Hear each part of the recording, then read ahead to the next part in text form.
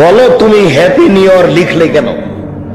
এখান থেকে কান ধরে তোবা করে উঠবে, জিন্দেগিতে আর কোনোদিন এই শব্দ কাউকে বলবো না। তুমিও অশিক্ষিত, তোমার জাতি অশিক্ষিত, তোমার মাস্টারও অশিক্ষিত। তুমি এটাকে স্বাগতম জানালে কি করে?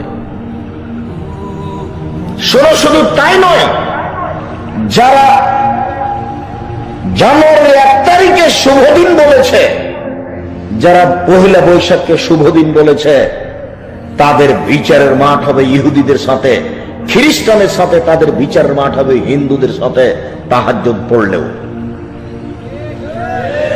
রাসূল সাল্লাল্লাহু আলাইহি ওয়াসাল্লাম বলেন, মান তাশাব্বাহা বিকওমিন ফাহুয়া মিনহুম।